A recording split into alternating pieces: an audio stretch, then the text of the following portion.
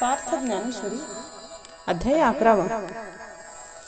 आता यावरी एकादशी कथा आहे दोन्ही रसी, तेत पार्था विश्वरूपेसी होईला भेटी. आता यानंतर 11व्या अध्यायामध्ये शांत आणि अद्भुत अशा दोन रसांनी परिपूर्ण अशी कथा आहे. या अध्यायात अर्जुनाला विश्वरूपाचे दर्शन होणार आहे.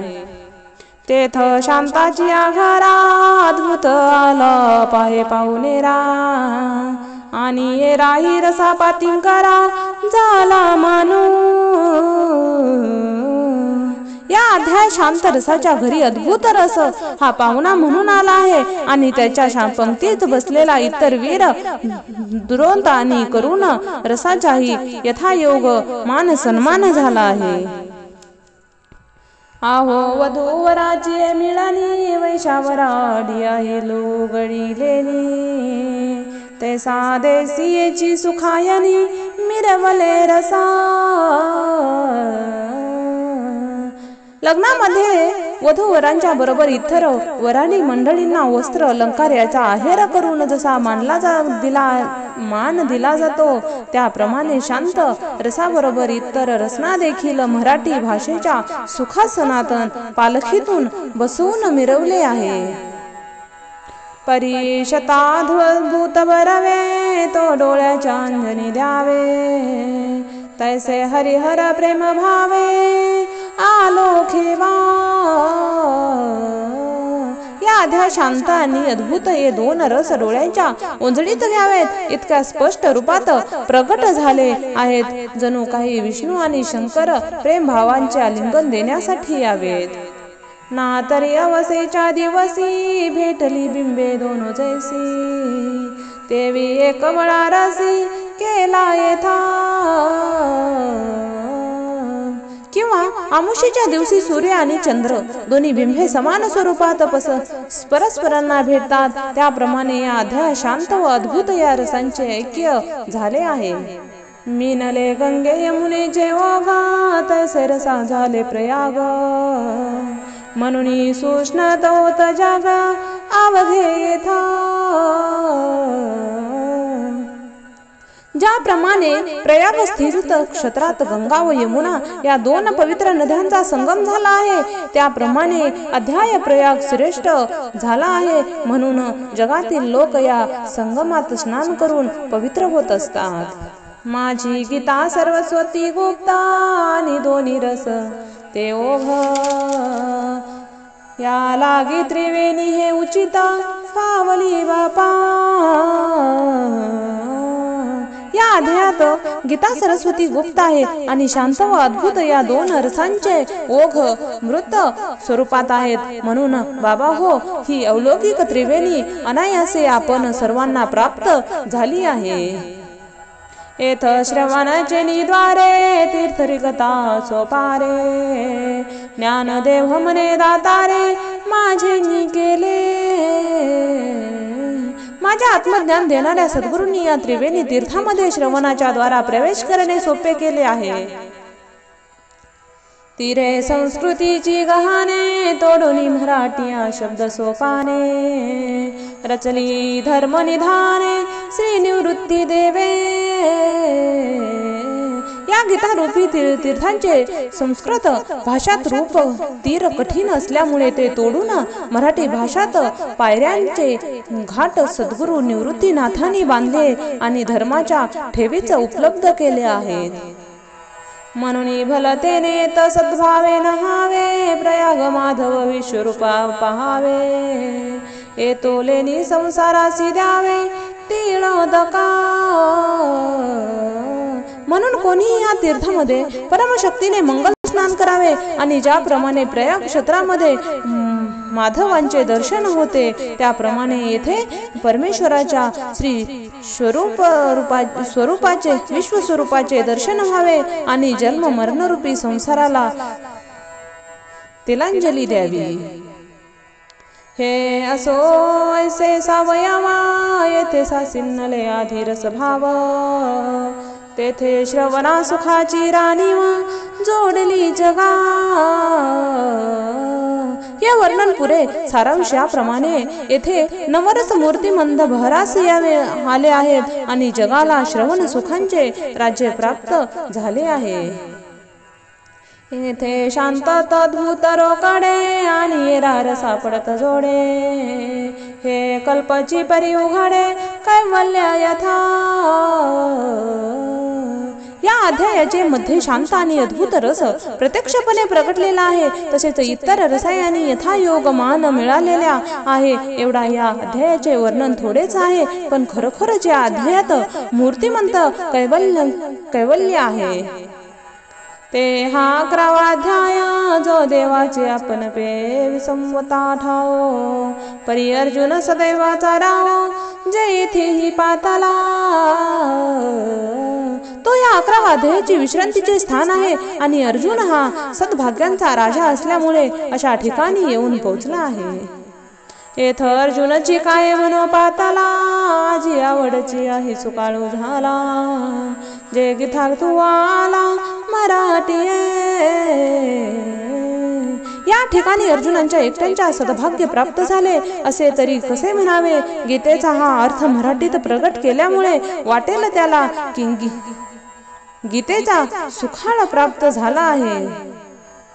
याची लागी माझे विनविले ऐकी जे, तरी अवधान दीजे सज्जनी तुम्ही.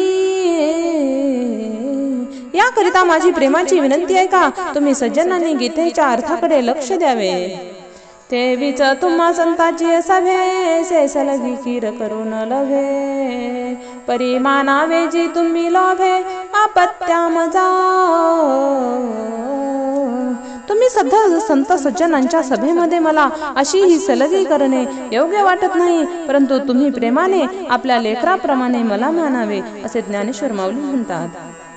अहो पुसापनची पडवी जे, मग पडे तरी माथा तुकी जे, का करविलेसी चोजे नरी जे बालक माया. पोपटाला आपण बोलायला शिकवतो आणि तो पोपट बोलू लागला की आपणच मान डोलवायची असते, अथवा आई आपल्या बालकाकडून काही लीला करवून घेते, पण त्या लीला पाहून आपण संतुष्ट होत नाही का. तेवी मी जे जे बोलो ते प्रभू तुमचे निशिकविले, म्हणून अवधारी जी आपुले आपण देवा. ज्याप्रमाणे महाराज म्हणतात, माझ्या मुखातून जे जे प्रगटते ते आपणच शिकवलेले आहे, म्हणून देवा आपले बोलणे आपणच एकाग्रतेने श्रवण करावे. जे सारस्वताचे गोडा तुम्ही जी लाविले जी झाड, तरी आता अवधान अमृत वाड सिंफोनी की जय. अमृत मधुर शब्द ब्रह्माचे झाड तुम्ही लावलेले आहे, तरी महाराज अवधान रूपी अमृताचे चिंतन करावे आणि ते झाड मोठे करावे.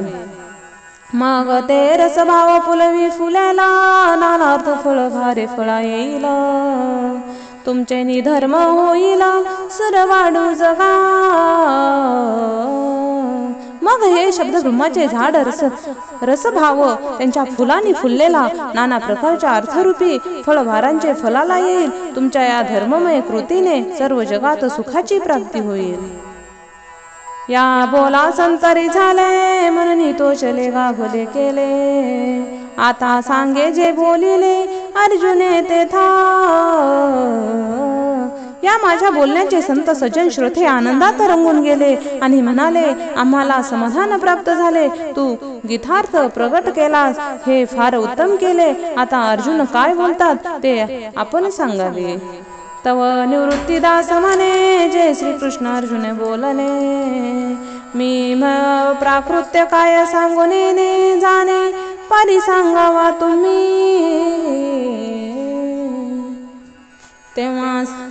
तेव्हा सद्गुरु निवृत्तीनाथांचे शिष्य ज्ञानदेव म्हणाले, या गीतामध्ये या श्रीकृष्ण अर्जुनाचा जो सुख संवाद आहे याचा अर्थ मी कसा बरे सांगू शकेल. तुम्ही कृपा करावी आणि माझ्या हृदयातून जो अर्थ प्रगट करावा.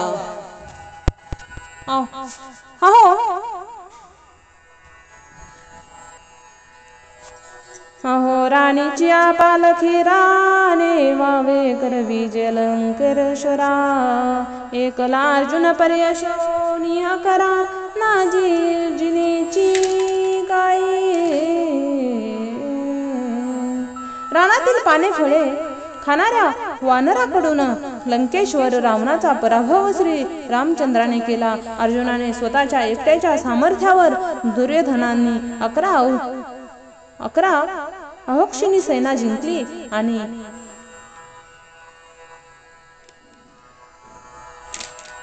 म्हणून समर्थ जय जयकारी ते न होय चराचरी. तुम्ही संत तया पारी बोलवा माते. म्हणून समर्थ जे जे करतात ते या चराचरात होणार नाही असे नाही. म्हणून जी तुम्ही संत सज्जनानेच माझ्याकडून गीतेचा अर्थ प्रकट करून घ्यावा अशी मी तुम्हाला विनंती करीत आहे असे ज्ञानेश्वर म्हणतात. आता बोलीच तसे ऐका गा गीता भावनिका जो श्री वैकुंठ नायका मुखोनिया निघाला. आता प्रत्यक्ष वैकुंठाचा जो राजा आहे त्यांच्या मुखातून प्रगटलेली गीतेची परिशुद्ध अभिप्रेत अर्थ मी सांगणार आहे.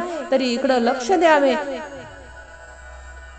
बाप बाप ग्रंथ गीता तो देवी प्रतिपाद्य देवता तो श्रीकृष्ण वक्ता जे ग्रंथी. या गीता ग्रंथ राज खरोखर धन्य धन्य आहे की वेदामध्ये प्रतिपादन विषयाकडून म्हणून जे देव आहे ते श्रीकृष्णच या ग्रंथाचा वक्ता झाले आहे. तेथींचे गौरव कैसे वानावे तो श्री शंभूची मती नागवे. ते आता नमस्कारी जे जीवे भावे हेची भले. त्या महान गीता ग्रंथाचा गौरव कोणत्या शब्दाने करावा जो गीता ग्रंथ शंकराच्या बुद्धीलाही आकलन होत नाही. त्या गीता ग्रंथाला जेव्हा भावाने नमस्कार करावा हेच उत्तम आहे. मग ऐका तो किरीटी घालून विश्वरूपी दिठी पहिली ऐसी गोठी करिता झाला. मग त्या अर्जुनाने विश्वरूप पाहण्याची इच्छा मनामध्ये ठेवून प्रारंभ तो कसे बोलला ते ऐका. अर्जुन म्हणे देवा हे सर्व सर्वस्वरू ऐसा प्रतिगत तो प्रतिकरू तो बाहेरी हुआ गोचरू.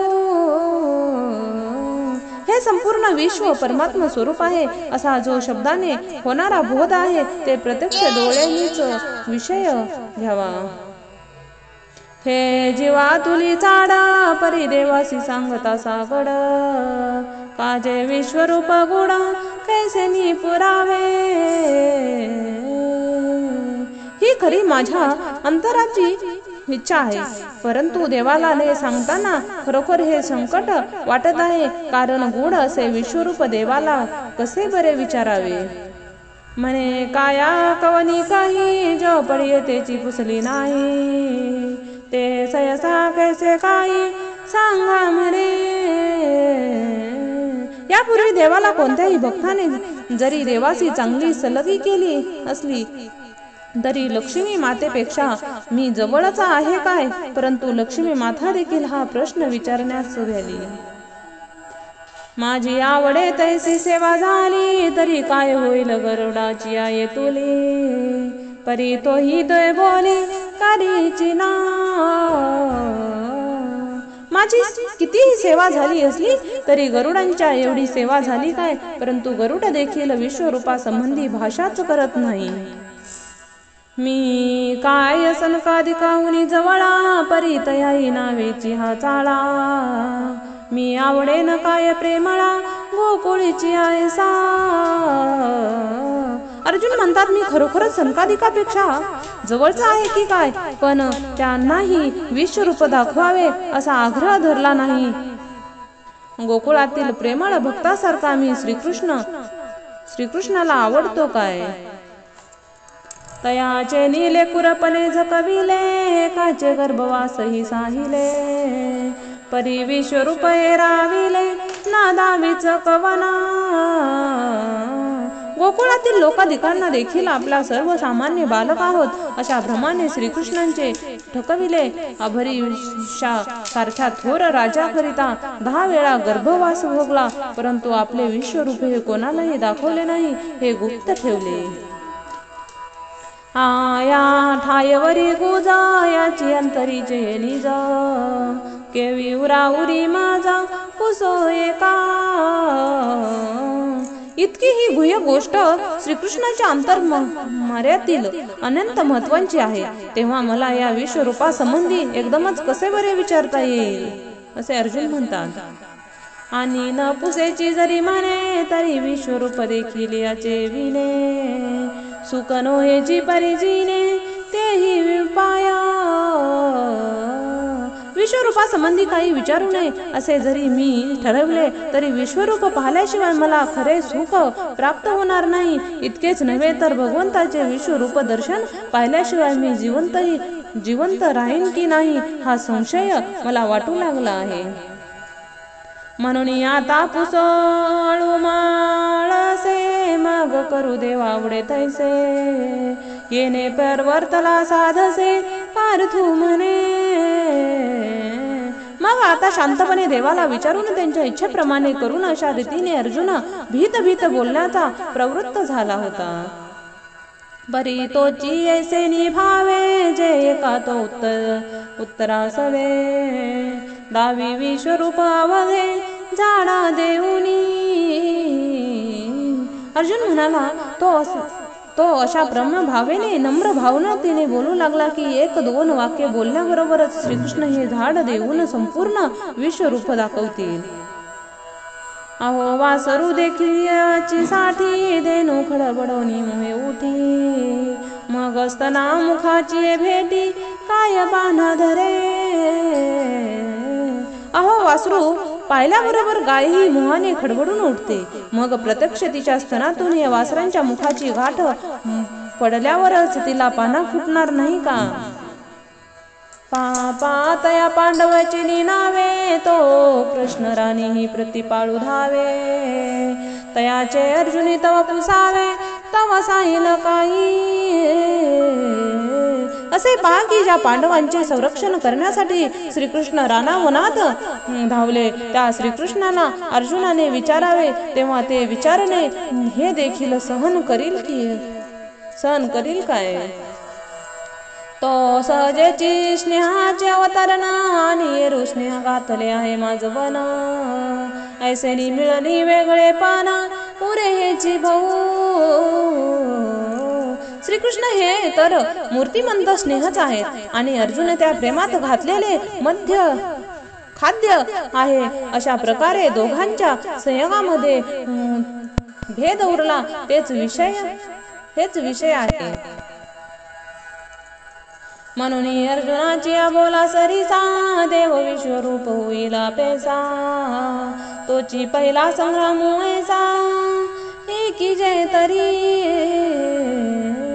म्हणून अर्जुनाने जशी प्रार्थना केल्याबरोबर देव आपोआपच विशाल असे विश्वरूप धारण करील. या अध्यायातील पहिला प्रसंग आहे, तरी तो श्रोत्यांनी एकाग्र चित्तेने श्रवण करावा. मग पार्थो देवा ते म्हणे जे तुम्ही मज कारणे, वाच्य केले ते न बोलणे कृपानिधी. मग अर्जुन देवास म्हणाला, हे कृपा सागरा, जे शब्दाने बोलता येण्यासारखे नाही ते शब्दांच्या पलीकडील गुह्य तुम्ही माझ्यासाठी बोलून दाखवले आहे. जे महाभूते ब्रह्म्याटती जीव महदाती ठाय फिटती, ते जे देव होऊनी ठाकती ते विसंवने शिंचे. तेव्हा पंचमहाभूतांच्या ब्रह्मतत्वामध्ये लीन होतात. तो जीव आणि महतत्व हे लय पावतात. त्यावेळी परमात्मा हे रूप धारण करून राहतात. हे शेवटचे आणि सर्वांचे विश्रांती स्थान आहे. होते हृदयाचे परिवारी रोविले कृपाची मुखपरी, शब्द ब्रह्मासी चोरी जयाची केली. जे तुम्ही हृदयाच्या गाभारात कृपयासारखे पुरून ठेवलेले असून वेदापासून चोरून ठेवले होते, ते तुम्ही आजी आपुले मज पुढाही फोडिले तया जया अध्यात्म वडिले ऐश्वर्या हरे ते तुम्ही आज आपल्या हृदयात उघडे करून दाखवले त्या अध्यात्म ज्ञानासाठी मज शंकरांनी ऐश्वर्य सोडून मोक्षात निवास केला ते वस्तू मज स्वामी केळा दिली तुम्ही ही भाऊ तरी आम्ही तुझ पाहुणी कैसे हे स्वामी अध्यात्म ज्ञान तुम्ही मला उघडे करून दिले असे बोलावे तर आम्ही तुझ्यापासून वेगळे आहोत तरी कुठे परी साचची मामुची पुरी बुडविया देखोनी सिसवरी तू आपण पे घालोनी श्रीहरी माग काढिले माते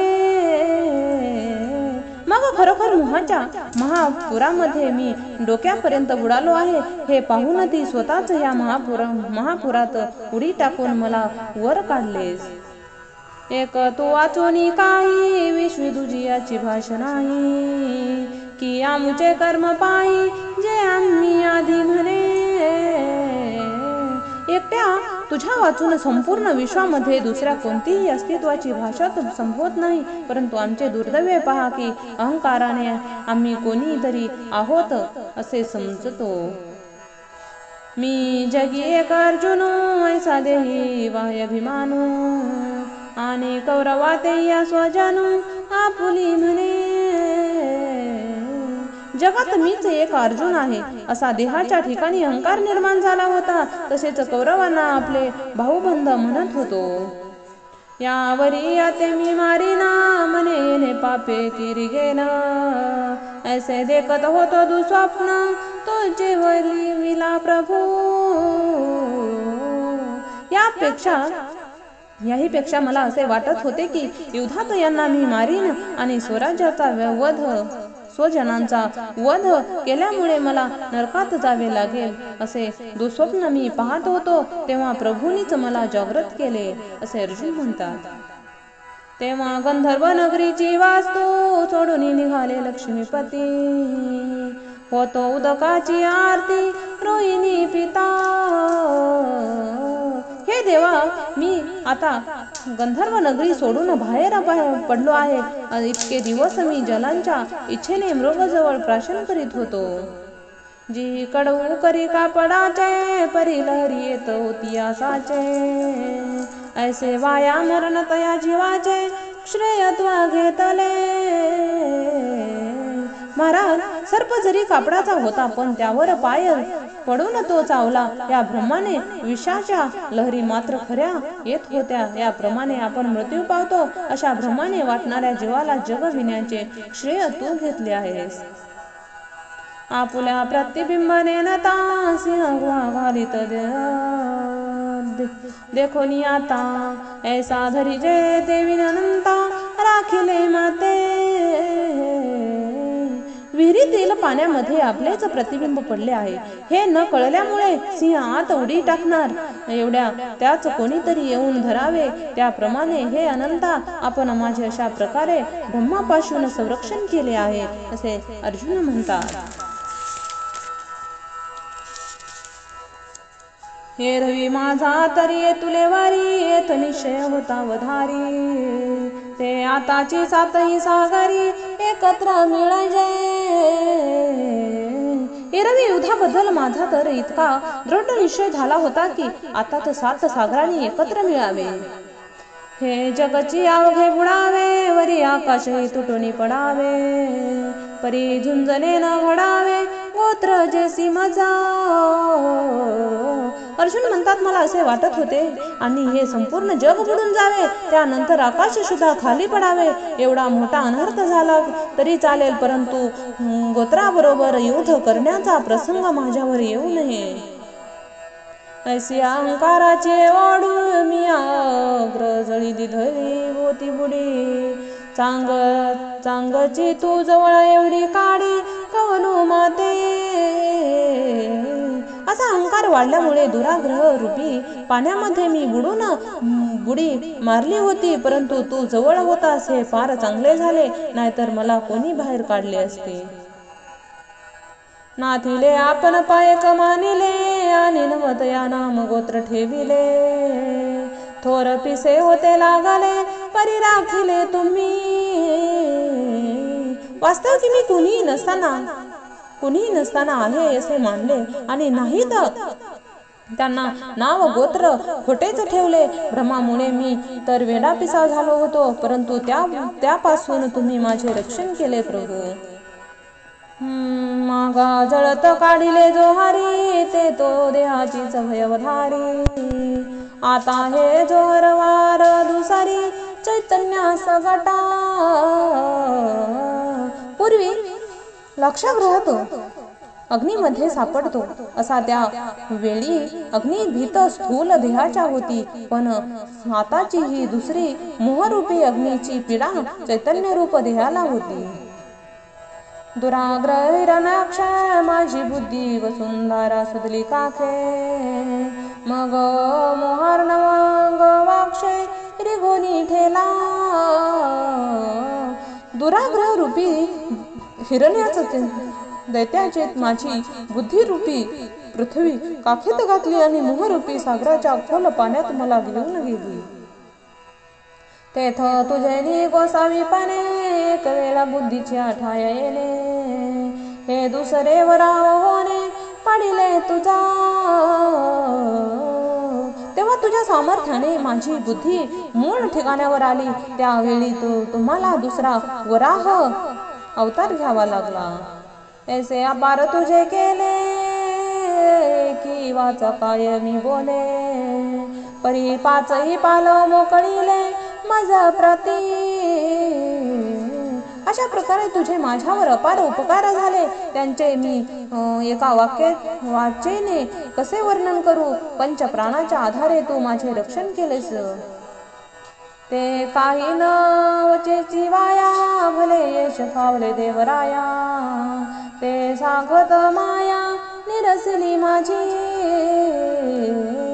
हे देवा, आतापर्यंत तू जो उपदेश केलास ते व्यर्थ गेला नाही. या कामी तुला भरघोष यश प्राप्त झाले आहे, कारण माझे समग्र अज्ञान नाहीसे झाले आहे. आजी आनंद सरोवरीची कमळे तैसे तुझे डोळे. आपुलिया प्रसादाची राहुळी जया लागी करीती. आपले डोळे म्हणजे जणू काही अनंत रूपी सरोवरातील कमळे आहेत. ते डोळे कृपाप्रसादाने ज्याला पाहून त्यासाठी प्रसन्नतेची मंदिरे तयार होतात. हा हो तयाई आणि मोहाची भेटी. हे कायसी बाबडी गोठी. केवती मृगजळाची उठी वडवा नळेसी. त्या माणसाची आणि मोहाची भेट कधी होईल काय, ही दुर्भरी गोष्ट काय बोलावी. समुद्राच्या पाण्याने समुद्राजवळ असलेला अग्नी म्हणजे वडवानळ जर विझवून जात नाही, तर मग मृगजळांची वृष्टी वडवानळाला का बरे लागेल. आणि ती तवदा तारा ये कृपाचे निर्गुणी गाभारा. घेत आहे चारा ब्रह्मरसाचा. आणि हे दातारा, मी तर आपल्या कृपा मंदिरांच्या गाभाऱ्यामध्ये शिरून ब्रह्मरसाचे भोजन करीत आहे असे अर्जुन म्हणतात.